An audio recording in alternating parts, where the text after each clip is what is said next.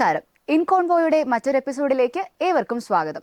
2020 ദേശീയ വിദ്യാഭ്യാസ നയം NEP-യുടെ അടിസ്ഥാനത്തിൽ കേരള സർവകലാശാല കഴിഞ്ഞ വർഷം ആരംഭിച്ച FIUGP ഇപ്പോൾ 3-ാം സെമസ്റ്ററിലേക്ക് കടന്നിരിക്കുകയാണ്. ഈ ഘട്ടത്തിൽ മേജർ സ്വിച്ചിങ്, കോളേജ് മാറ്റം, യൂണിവേഴ്സിറ്റി മാറ്റം എന്നിങ്ങനെ നിരവധി സാധ്യതകളാണ് വിദ്യാർത്ഥികൾക്കായുള്ളത്. ഈ അവസരത്തിൽ ഇതിന്റെ സാധ്യതകളും വെല്ലുവിളികളും പരിശോധിക്കുകയാണ് ഇൻകോൺവോ ഈ എപ്പിസോഡിലൂടെ. ഇതിനായി ഇന്ന് നമ്മളോടൊപ്പമുള്ളത് ക്രൈസ്റ്റ് നഗർ കോളേജിന്റെ അക്കാഡമിക് കോർഡിനേറ്ററും ഫിസിക്സ് ഡിപ്പാർട്ട്മെന്റിന്റെ അസിസ്റ്റന്റ് പ്രൊഫസറുമായ ഡോക്ടർ മീണു വേണുഗോപാലാണ്. വെൽക്കം മാം.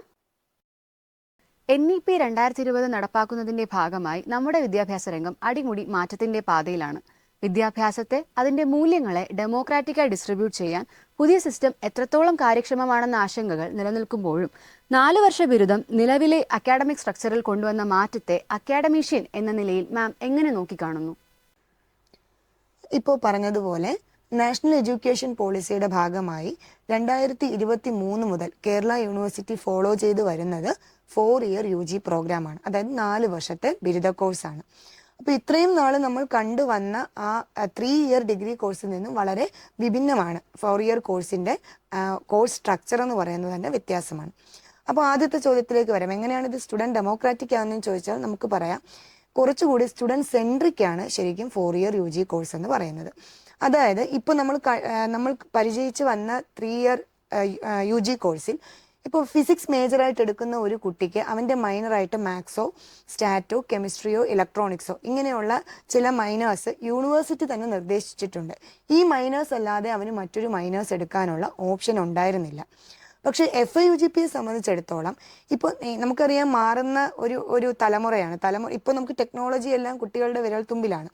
അപ്പോൾ ഒരു കുട്ടി ഒരു സാധ്യത കണ്ടെത്തുകയാണ്. അതായത് ഫിസിക്സിനെ കൊമേഴ്സുമായി ബന്ധപ്പെടുത്തിയാൽ, അല്ലെങ്കിൽ ഇപ്പോഴത്തെ മാറുന്ന ടെക്നോളജിയുമായി ബന്ധപ്പെടുത്തി ഒരു ഓൺട്രപ്രണർഷിപ്പ് ലെവലിൽ അവന് മറ്റൊരു സാധ്യത അവൻ കണ്ടുവന്നു കഴിഞ്ഞാൽ അവൻ പഠിക്കുന്ന ഫിസിക്സ് മേജറിനോടൊപ്പം കൊമേഴ്സ് കൂടി ചേർത്ത് വെച്ച് പഠിക്കാൻ കഴിയണം.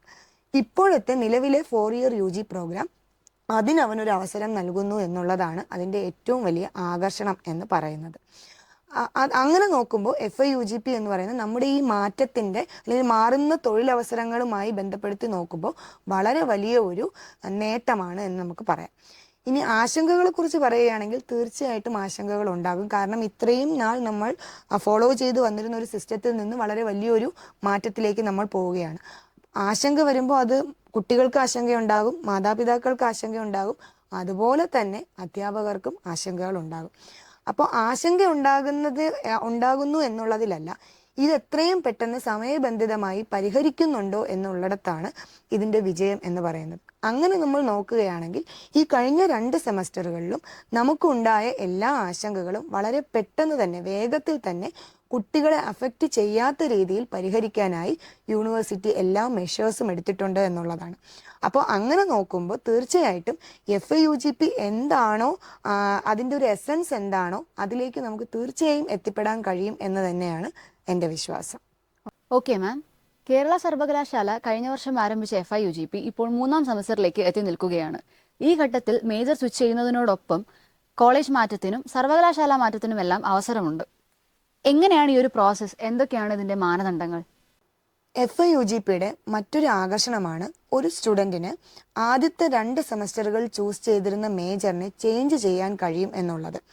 ആദ്യത്തെ 2 സെമസ്റ്റർ കഴിയുമ്പോൾ ആ കുട്ടിക്ക് തോന്നുകയാണ്, ഇതെൻ്റെ മേഖലയല്ല, അല്ലെങ്കിൽ മേജറായിട്ട് എനിക്ക് മറ്റൊരു സബ്ജക്റ്റ് പഠിക്കണം എന്ന് തോന്നിക്കഴിഞ്ഞാൽ ആ കുട്ടിക്ക് അത് ചെയ്യാനുള്ള ഒരു ഓപ്ഷൻ കിട്ടുന്നു എന്നുള്ളതാണ് ഈ ഒരു FIUGPയുടെ 3rd സെമസ്റ്ററിലെ ഒരു ആകർഷണം എന്ന് പറയുന്നത്.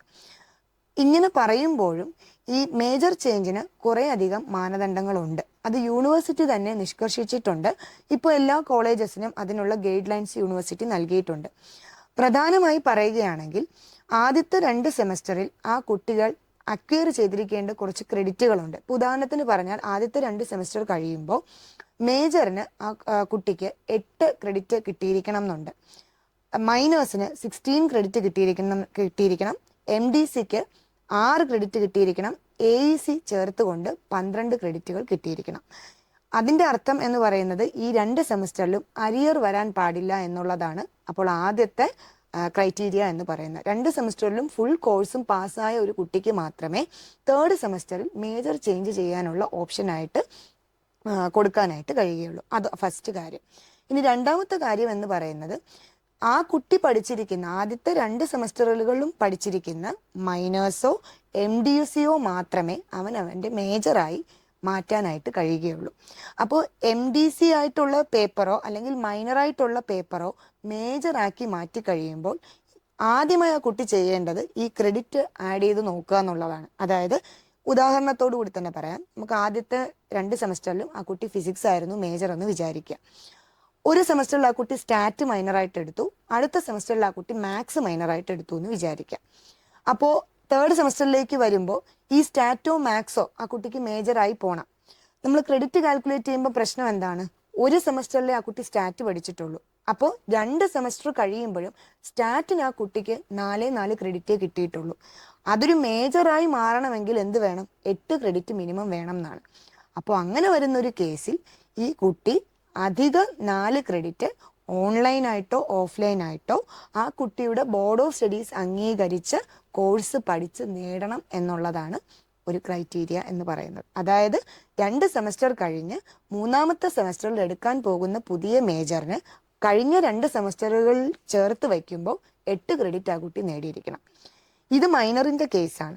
ഇനി MDC എന്ന് പറയുന്ന മൾട്ടി ഡിസിപ്ലിനറി കോഴ്സിനെയാണ് ആ കുട്ടി മേജറാക്കി എടുക്കുന്നതെങ്കിൽ, ഈ മൾട്ടി ഡിസിപ്ലിനറി കോഴ്സിൻ്റെ ഒരു പ്രത്യേകത, അതിന് 3 ക്രെഡിറ്റേ ഉള്ളൂ. സാധാരണ മൈനേഴ്സിന് 4 ക്രെഡിറ്റ് ഉള്ളപ്പോൾ MDCക്ക് 3 ക്രെഡിറ്റേ ഉള്ളൂ. അപ്പോൾ അതും ഒരു പ്രശ്നമായി വരും. അവൻ അതിനെ മേജറായി എടുത്തു കഴിയുമ്പോൾ അഡീഷണൽ ക്രെഡിറ്റ് തീർച്ചയായിട്ടും വേണ്ടി വരുന്ന ഒരവസ്ഥയിലോട്ട് പോകും. അപ്പോൾ ഇത്തരത്തിൽ പുതിയതായി എടുക്കുന്ന മേജറിന് കഴിഞ്ഞ സെമസ്റ്ററുകളിൽ ആവശ്യത്തിനുള്ള ക്രെഡിറ്റ് അക്വയർ ചെയ്യാൻ കഴിയാതെ പോയിട്ടുണ്ടെങ്കിൽ അത് പുതിയ ഓൺലൈൻ ഓഫ്ലൈൻ കോഴ്സുകൾ വഴി ഈ കുട്ടി നേടിയിരിക്കണം എന്നുള്ളതാണ് ക്രൈറ്റീരിയ. അതിപ്പോൾ യൂണിവേഴ്സിറ്റി പറഞ്ഞിരിക്കുന്നത് കോഴ്സ് തീരുന്നതിന് മുമ്പ് ഇത് കംപ്ലീറ്റ് ചെയ്ത് ആ ക്രെഡിറ്റ് നേടിയാൽ മതിയാകും എന്നുള്ളതാണ് ഇപ്പോഴത്തെ ഗൈഡ് ലൈൻ എന്ന് പറയുന്നത്.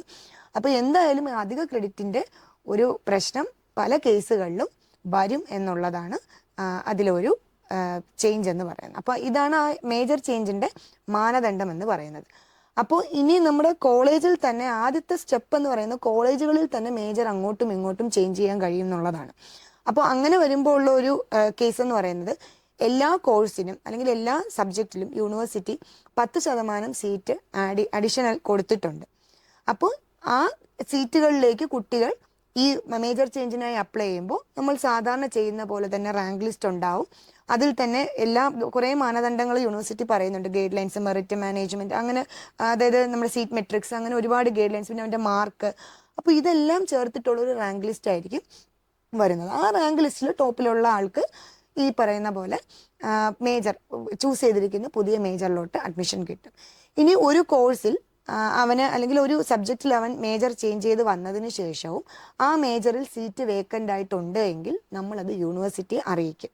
അന്നേരം യൂണിവേഴ്സിറ്റിയാണ് പിന്നെ ബാക്കി കോളേജ് ചേഞ്ച്, അതായത് മറ്റു കോളേജുകളിൽ നിന്ന് നമ്മുടെ വേക്കൻ്റ് ആയിട്ടുള്ള സീറ്റുകളിലേക്ക് കുട്ടികളെ അലോട്ട് ചെയ്ത് തരുന്നതും.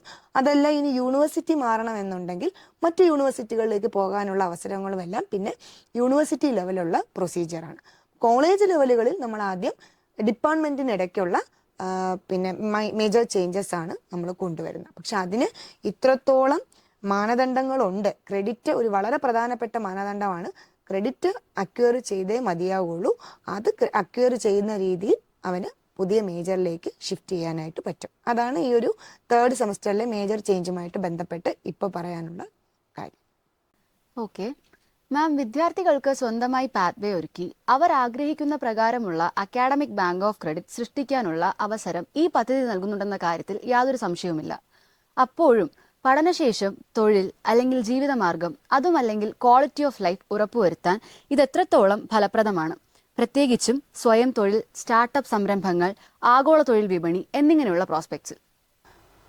ഇപ്പോഴത്തെ FIUGPയുടെ ഭാഗമായി എല്ലാ കുട്ടികൾക്കും ഒരു ആധാർ ID നൽകിയിട്ടുള്ളത് നിങ്ങൾക്കറിയാം. ഈ Aadhaar ID academic bank of ക്രെഡിറ്റുമായി ബന്ധപ്പെട്ടുള്ളതാണ്. ഒരു കുട്ടി അക്കാഡമിക് തലത്തിൽ ചെയ്യുന്ന കോഴ്സുകളുടെ ക്രെഡിറ്റ് ഈ academic bank of credit, ABC എന്നാണ് നമ്മൾ ചുരുക്കി വിളിക്കുന്നത്, അതിലേക്കാണ് ആഡ് ആവുന്നത്. പക്ഷേ വേണമെങ്കിൽ ആ കുട്ടിക്ക് അക്കാഡമിക് തലത്തിൽ തന്നെ ഒതുങ്ങി നിൽക്കാതെ തൊഴിലവസരങ്ങൾക്ക് വേണ്ടി, അതായത് ഇനി പുറത്തേക്ക് മറ്റൊരു സ്റ്റാർട്ടപ്പോ അല്ലെങ്കിൽ മറ്റൊരു തൊഴിൽ മേഖലയിലേക്കോ പോകണമെന്നുണ്ടെങ്കിൽ കരിക്കുലത്തിൽ പറഞ്ഞിട്ടില്ലാത്ത മറ്റു കോഴ്സുകൾ ചെയ്യണം എന്നൊരാഗ്രഹം ഉണ്ടായാൽ തീർച്ചയായിട്ടും അതും ചെയ്യാനുള്ള അവസരം ഇപ്പോൾ ഉണ്ട്. അത് ഓൺലൈനായിട്ടും ചെയ്യാം, ഓഫ്ലൈനായിട്ടും ചെയ്യാം. അങ്ങനെ ചെയ്തു കഴിഞ്ഞാൽ ആ ചെയ്യുന്ന കോഴ്സിൻ്റെ സർട്ടിഫിക്കറ്റിൻ്റെ ക്വാളിറ്റി അത് അഷ്വർ ചെയ്തതിന് ശേഷമാണ് യൂണിവേഴ്സിറ്റി അത് ABC-യിലേക്ക് ആഡ് ചെയ്യുന്നത്. അപ്പോൾ അങ്ങനെ വരുമ്പോൾ നമുക്ക് നാളെ ഒരു തൊഴിൽ സാധ്യത അല്ലെങ്കിൽ തൊഴിൽ മേഖലയിൽ നമ്മൾ ഈ സർട്ടിഫിക്കറ്റ് പ്രൊഡ്യൂസ് ചെയ്യേണ്ടി വരുമ്പോൾ ഇതിൻ്റെ ക്വാളിറ്റി നമുക്ക് ഒരിടത്തും പ്രൂവ് ചെയ്യേണ്ടതായിട്ട് വരില്ല. കാരണം യൂണിവേഴ്സിറ്റി അത് ഓൾറെഡി അത് അഷ്വർ ചെയ്തതിന് ശേഷമാണ് ABC-യിലേക്ക് ആഡ് ചെയ്തിരിക്കുന്നത്. അപ്പോൾ ഇനി അതെങ്ങനെയാണ് തൊഴിൽ മേഖലയിൽ ഉപയോഗപ്രദമാകുന്നതെന്ന് ചോദിച്ചാൽ, ഇന്ന് നമുക്കറിയാം ടെക്നോളജി കുട്ടികളുടെ വിരൽത്തുമ്പിലാണ്. ഒരുപാട് അനന്തമായ സാധ്യതകളാണ് ആ കുട്ടിക്ക് മുന്നിലുള്ളത്. അപ്പോൾ യൂണിവേഴ്സിറ്റി കാണാത്ത അല്ലെങ്കിൽ നമ്മുടെ ബോർഡ് ഓഫ് സ്റ്റഡീസ് കാണാത്ത ഒരു തൊഴിൽ മേഖല ചിലപ്പോൾ ആ കുട്ടിക്ക് ഉള്ളിൽ തോന്നിയെന്ന് വരാം. അപ്പോൾ അങ്ങനെ വന്നു കഴിഞ്ഞാൽ ചിലപ്പോൾ ഈ കരിക്കുലത്തിലോ അല്ലെങ്കിൽ ഈ പഠിക്കുന്ന കോഴ്സുകളിലോ ഒന്നും ആ വേണ്ട ഒരു കോഴ്സ് ഇല്ല എന്ന് തോന്നിക്കഴിഞ്ഞാൽ ആ കുട്ടിക്ക് തീർച്ചയായിട്ടും അതെന്ത് ചെയ്യാം, ഓഫ്ലൈനായിട്ടോ ഓൺലൈനായിട്ടോ ചെയ്യാം. അങ്ങനെ ചെയ്തു കഴിഞ്ഞാൽ ആ ക്രെഡിറ്റ് കൂടെ ഇതിലേക്ക് ആഡ് ചെയ്യാം. അങ്ങനെ വരുമ്പോൾ നാളെ ആ കുട്ടി തുടങ്ങാനിരിക്കുന്ന ഒരു സ്റ്റാർട്ടപ്പോ അല്ലെങ്കിൽ ഇനി വിദേശത്ത് മറ്റൊരു മേഖലയിൽ ജോലി ചെയ്യാൻ ആഗ്രഹിക്കുന്ന ഒരു കുട്ടിക്കോ എല്ലാം ഈ പറയുന്ന ക്രെഡിറ്റിൻ്റെ ഉപയോഗം അല്ലെങ്കിൽ ഒരു ബെനിഫിറ്റ് കിട്ടും. അപ്പോൾ അതാണ് ഈ ABC ക്രെഡിറ്റ് അല്ലെങ്കിൽ അക്കാഡമിക് ബാങ്ക് ഓഫ് ക്രെഡിറ്റ് കൊണ്ട് എന്താണ് ഉപയോഗം എന്ന് ചോദിച്ചാൽ, നമ്മൾ ഈ ചെയ്യുന്ന അക്കാഡമിക് തലത്തിൽ ചെയ്യുന്ന കോഴ്സുകളും അതിൻ്റെ ക്രെഡിറ്റുകളോടും ഒപ്പം തന്നെ നിലവിൽ ഒരേ സമയം നമുക്ക് പുറത്തു നിന്ന് മറ്റു കോഴ്സുകളും ചെയ്യാനായിട്ട് കഴിയും. അതിൻ്റെ ക്രെഡിറ്റും നമുക്ക് ഇതിലേക്ക് ആഡ് ചെയ്യാൻ കഴിയും എന്നുള്ളതാണ്. ഇനി ഇതിൽ നമുക്ക് ഹെൽപ്ഫുൾ ആവുന്ന മറ്റൊരു കാര്യം എന്താണെന്ന് പറഞ്ഞാൽ, നമ്മുടെ ബോർഡ് ഓഫ് സ്റ്റഡീസ് അംഗീകരിച്ച കോഴ്സുകളാണ് ഈ കുട്ടി ചെയ്യുന്നതെങ്കിൽ 3 വർഷം കൊണ്ട് കംപ്ലീറ്റ് ചെയ്യുന്ന ഡിഗ്രി 2.5 വർഷം കൊണ്ട് കംപ്ലീറ്റ് ചെയ്ത് ഇറങ്ങാനായിട്ട് പറ്റും. കാരണം നിശ്ചിതമായി, അതായത് ഒരു 3 വർഷം കഴിയുമ്പോൾ നേടേണ്ട ക്രെഡിറ്റ് ഇതുപോലെയുള്ള അധിക കോഴ്സുകൾ ചെയ്തുകൊണ്ട് 2.5 വർഷം കൊണ്ട് നേടി ആ കുട്ടിക്ക് ഡിഗ്രി കംപ്ലീറ്റ് ചെയ്ത് പുറത്തിറങ്ങാനായിട്ട് പറ്റും. പക്ഷെ അവിടെ ഒരു പ്രശ്നമുള്ളത്, അതിനുവേണ്ടി നമ്മൾ ചെയ്യുന്ന കോഴ്സുകൾ അതാത് ബോർഡ് ഓഫ് സ്റ്റഡീസ് അംഗീകരിച്ച കോഴ്സുകളായിരിക്കണം. അല്ലാത്ത കോഴ്സുകളും ചെയ്താൽ അത് ABC-യിലേക്ക് ആഡപ്പാവും. പക്ഷേ ഈ ബോർഡ് ഓഫ് സ്റ്റഡീസ് അംഗീകരിച്ച കോഴ്സാണ് ചെയ്യുന്നതെങ്കിൽ അത് നമ്മുടെ ഡിഗ്രിയുടെ കൂടെ ആഡ് ചെയ്തതിന് ശേഷം 3 വർഷം കൊണ്ട് കംപ്ലീറ്റ് ചെയ്യേണ്ട ഡിഗ്രിയെ 2.5 വർഷം കൊണ്ട് കംപ്ലീറ്റ് ചെയ്യാം. ഫാസ്റ്റ് ട്രാക്ക് മോഡെന്നാണ് FIUGP-യിൽ പറയുന്നത്. അപ്പോൾ അങ്ങനെയുള്ള ഒരുപാട് ഉപയോഗങ്ങൾ അല്ലെങ്കിൽ ബെനിഫിറ്റുകൾ ഈ ഒരു സിസ്റ്റത്തിനുണ്ട്. ഇപ്പോൾ ഈ തൊഴിൽ മേഖലയുടെ കാര്യം പറഞ്ഞതുകൊണ്ട് പറയുകയാണ്, നിങ്ങൾക്ക് ഇപ്പോൾ ഈ പഠിക്കുന്ന കോഴ്സിൽ ഇതല്ലാതെ മറ്റൊരു സാധ്യത ഉണ്ട് എന്ന് തോന്നിയാൽ, അതിപ്പോൾ നമുക്ക് സർവകലാശാലയിൽ ഇപ്പോൾ സപ്പോസ് അതിനൊരു ഫെസിലിറ്റി ഇപ്പോൾ ഇല്ല, പക്ഷെ മറ്റൊരു ബോഡി അത് തരുന്നുണ്ട് എങ്കിൽ നിങ്ങൾക്കത് ചെയ്യാം. ഓൺലൈനായിട്ടോ ഓഫ്ലൈനായിട്ടോ ചെയ്യാം. അത് നിങ്ങൾ പാസ്സായി കഴിഞ്ഞാൽ ആ ക്രെഡിറ്റും നിങ്ങൾക്ക് ഇതിനകത്ത് ആഡ് ചെയ്യാൻ കഴിയും എന്നുള്ളതാണ് ഇതിൻ്റെ ഒരു ബെനിഫിറ്റ് എന്ന് പറയുന്നത്. മാം, അപ്പോൾ എല്ലാ കാലഘട്ടത്തിലും അധ്യാപനം എന്നത് ഒരു ഇന്റർജനറേഷണൽ ലേണിംഗ് പ്രോസസ്സാണ്. അധ്യാപക സമൂഹത്തിനും വിദ്യാർത്ഥികൾക്കും ഉൾപ്പെടെ എല്ലാ സ്റ്റേക്ക് ഹോൾഡേഴ്സിനും നിരവധി സീസണൽ മാറ്റങ്ങളും അണ്ടർസ്റ്റാൻഡിങ്ങും ആവശ്യമാണ്. അത്തരത്തിൽ FIUGP ഒരു ഇന്റർജനറേഷണൽ ലേണിംഗ് പ്രോസസ്സിന് സാധ്യമാക്കുന്ന നെറ്റ്വർക്കിംഗ് പോയിന്റ് എന്താണ്, അല്ലെങ്കിൽ എവിടെയാണ്? ഈ ഒരു ചോദ്യം ശരിക്കും ടീച്ചേഴ്സിനും കൂടി ഉള്ളതായിട്ട് എനിക്ക് തോന്നുന്നു. അതായത് അധ്യാപകരെ സംബന്ധിച്ചിടത്തോളം ഇപ്പൊ ഞങ്ങളുടെ മുന്നിൽ എത്തി നിൽക്കുന്ന ഈ ജനറേഷനും ഞങ്ങളും തമ്മിൽ നല്ലൊരു ജനറേഷൻ ഗ്യാപ്പ് ഉണ്ട്. ഓഫ് കോഴ്സ് ഞങ്ങൾ പഠിച്ചു വന്ന രീതിയോ അല്ലെങ്കിൽ ഞങ്ങൾ കണ്ടിട്ടുള്ള ടെക്നോളജിയോ ഒന്നും അല്ല ഇപ്പോഴത്തെ കുട്ടികൾ. അതാണ് ഡീൽ ചെയ്യുന്നത്. അപ്പോൾ ഒരു അധ്യാപിക എന്നുള്ള നിലയിൽ, ശരിക്കും അല്ലെങ്കിൽ ഒരു അധ്യാപകൻ എന്നുള്ള നിലയിൽ ആദ്യം അത് ഉൾക്കൊള്ളുക എന്നുള്ളതാണ് ഏതൊരു ടീച്ചേഴ്സിൻ്റെയും അല്ലെങ്കിൽ ഏതൊരു ടീച്ചറിൻ്റെയും ആദ്യത്തെ സ്റ്റെപ്പ് എന്ന് പറയുന്നത്. ആ ഒരു ജനറേഷൻ ഗ്യാപ്പിനെ അക്സെപ്റ്റ് ചെയ്യുക എന്നുള്ളതാണ്. അത് ഇങ്ങനൊരു ജനറേഷൻ ഗ്യാപ്പ് ഉണ്ട്. അപ്പോൾ നമുക്കെന്ത് ചെയ്യാൻ കഴിയുമെന്ന് ചോദിച്ചാൽ നമ്മളും അപ്ഡേറ്റഡ് ആവുക എന്നുള്ളതാണ്. അപ്പോൾ ഇപ്പോഴത്തെ FIUGP സിസ്റ്റത്തിൽ നമ്മളിപ്പോൾ ഈ പറയുന്നുണ്ടല്ലോ, കുട്ടികൾക്ക് പുതിയ കോഴ്സുകൾ ഓഫ്ലൈനായും ഓൺലൈനായും എല്ലാം ചെയ്യാമെന്ന് പറയുന്നുണ്ട്. സോ ടീച്ചേഴ്സ് എന്നുള്ള നിലയിൽ ഞങ്ങളും ഞങ്ങളുടെ നോളജ് അപ്ഡേറ്റ് ചെയ്യാൻ എന്താണോ ചെയ്യാൻ കഴിയുന്നത് അത് ചെയ്യുക. അപ്പോൾ എന്ത് ചെയ്യും, എന്താണ് അതിൻ്റെ ഒരു ഫലം എന്ന് പറയുന്നത്, ഒരു ലേൺ ടുഗദർ പ്രോസസ്സ് പോലെ ആവും. അതായത് അധ്യാപകരും കുട്ടികളോടൊപ്പം അപ്ഡേറ്റ് ആവുന്നു. അവരുടെ നോളജ് അവർ അപ്ഡേറ്റ് ആക്കാൻ എന്തൊക്കെ സാധ്യമാണോ അതെല്ലാം അധ്യാപകരും ചെയ്യുന്നു. അതുവഴി കുട്ടികൾക്ക് കൂടുതൽ ഈ മേഖലകളെക്കുറിച്ച് പറഞ്ഞു കൊടുക്കാൻ, അല്ലെങ്കിൽ അവനോ അവളോ ചൂസ് ചെയ്യുന്ന മേഖല, ഇന്ന മേഖലയിൽ ഇതൊക്കെയാണ് സാധ്യത എന്ന് പറഞ്ഞു കൊടുക്കാൻ ഒരു അധ്യാപികയ്ക്ക് പറ്റണമെങ്കിൽ, അല്ലെങ്കിൽ അധ്യാപകന് പറ്റണമെങ്കിൽ ഇന്നത്തെ നിലയ്ക്ക് അവരും ഈ ഒരു സിസ്റ്റത്തിനെ കുറിച്ച് അപ്ഡേറ്റ് ആവണം. അപ്പോൾ ഒരു ലേൺ ടുഗദർ പ്രോസസ്സ് പോലെ പോകുക എന്നുള്ളതാണ്. കുട്ടികളെ അവരുടെ ആ ജനറേഷൻ ഗ്യാപ്പ് അക്സെപ്റ്റ് ചെയ്തുകൊണ്ട് തന്നെ കുട്ടികളോടൊപ്പം ഈ ടീച്ചേഴ്സിൻ്റെ ഒരു നോളജ് കൂടി അപ്ഡേറ്റ് ചെയ്യാൻ എന്തൊക്കെയാണോ പോസിബിൾ ആയിട്ടുള്ളത് ആ പ്രോസസ്സുകളെല്ലാം ചെയ്യുക എന്നുള്ളതാണ്. ഒരു നെറ്റ്വർക്കിംഗ് എന്നതുകൊണ്ട് ആ നെറ്റ്വർക്കിംഗ് പോയിന്റ് അവിടെയാണ്.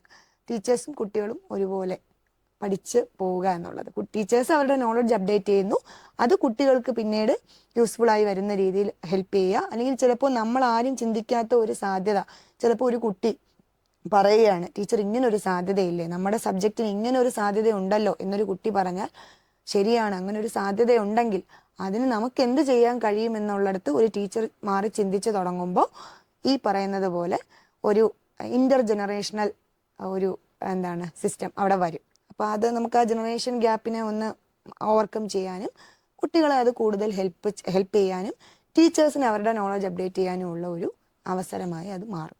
അതാണ് നമ്മൾ ചെയ്യാൻ കഴിയുന്നത്.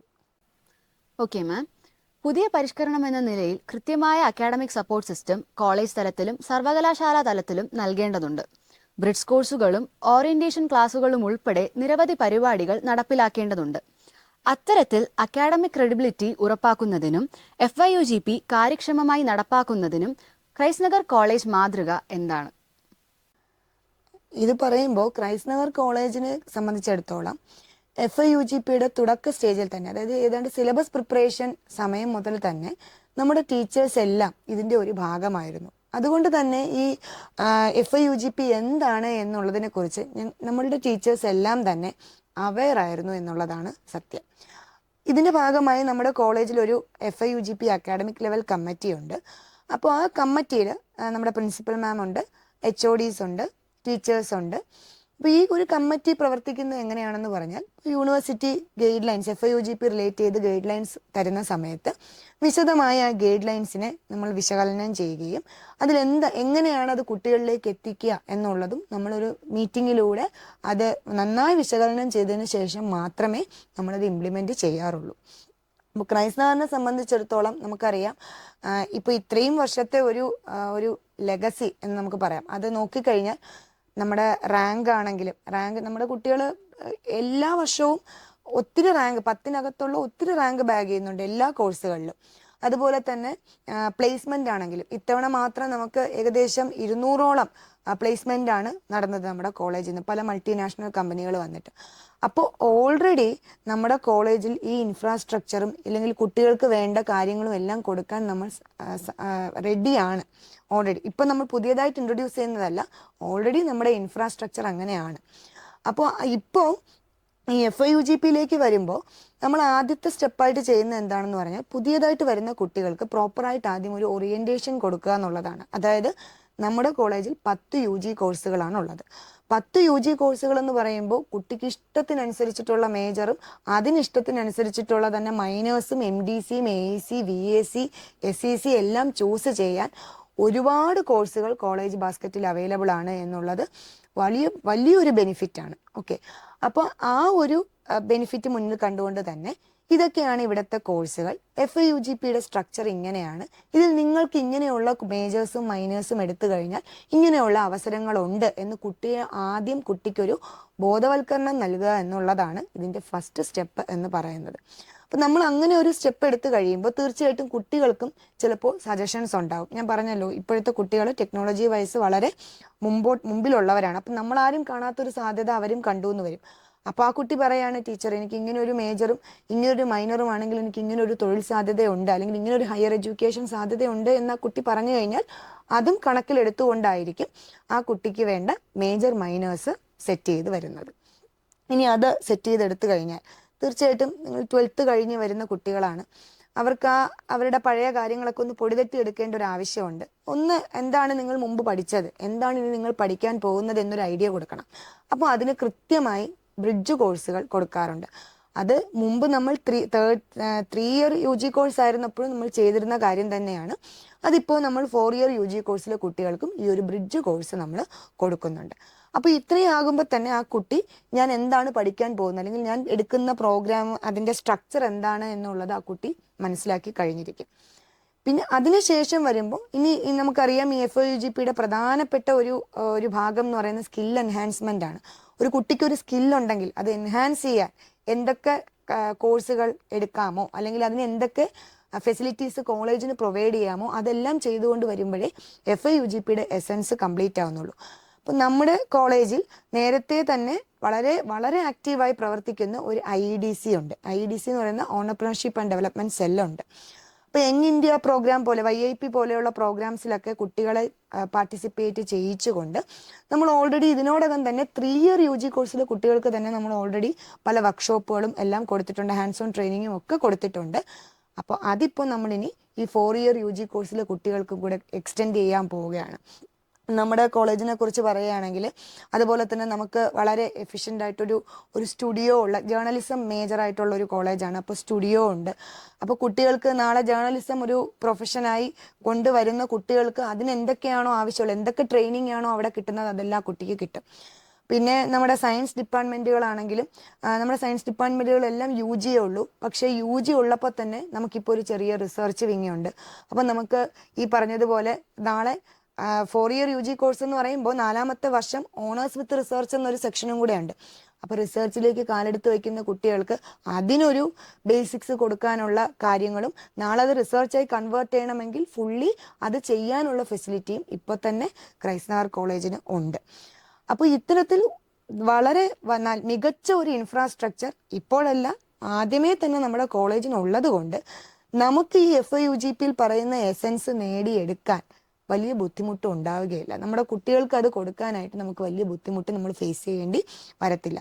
പിന്നെ ഇപ്പോൾ ഈ കഴിഞ്ഞ 2 സെമ്മിൽ എടുത്തു പറയേണ്ട ഒരു കാര്യം, നമ്മുടെ പല ഡിപ്പാർട്ട്മെൻറ്റുകളിലും ടീച്ചേഴ്സും കുട്ടികളും ഒരുമിച്ച് സ്വയം കോഴ്സുകൾ രജിസ്റ്റർ ചെയ്തു. അതായത് ടീച്ചറും കുട്ടിയുടെ കൂടെ പഠിക്കുകയാണ്. നേരത്തെ നമ്മൾ പറഞ്ഞതുപോലെ ആ ജനറേഷൻ ഗ്യാപ്പ് ടാലിയാക്കാൻ വേണ്ടിയിട്ട് ടീച്ചേഴ്സും കുട്ടികളും ഒരുമിച്ച് സ്വയം കോഴ്സ് അപ്ലൈ ചെയ്ത് കുട്ടികൾ ആ പരീക്ഷ എഴുതി സർട്ടിഫിക്കറ്റ് സിൽവർ മെഡലോടുകൂടി പാസ്സായി കഴിഞ്ഞിട്ടുണ്ട് ഇപ്പോൾ ഈ കഴിഞ്ഞ ആദ്യത്തെ നമ്മുടെ FIUGP ബാച്ചിൽ.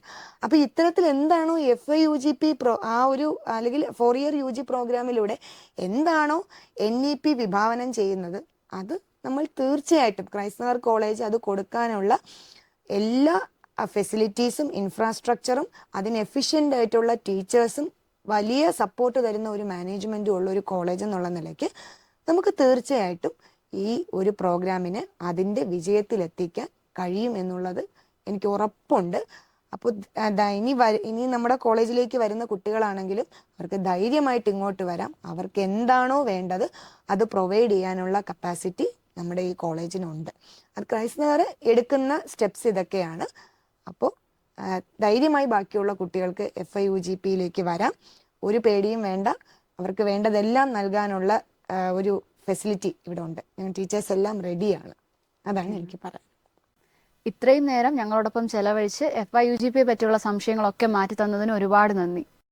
വിദ്യാഭ്യാസം എന്നത് ആശയങ്ങളുടെയും ജീവിത വിദ്യകളുടെയും സമന്വയമാകുമ്പോൾ FIUGP പോലെയുള്ള സമീപനങ്ങൾ പുതുതലമുറയെ ഏത് ദിശയിലേക്ക് നയിക്കുമെന്നത് നോക്കിക്കാണേണ്ടതുണ്ട്. പ്രതീക്ഷകൾ വാനോളമാണ്. മറ്റൊരു എപ്പിസോഡിൽ പുതിയൊരു അതിഥിയുമായി വീണ്ടും കാണാം. നന്ദി.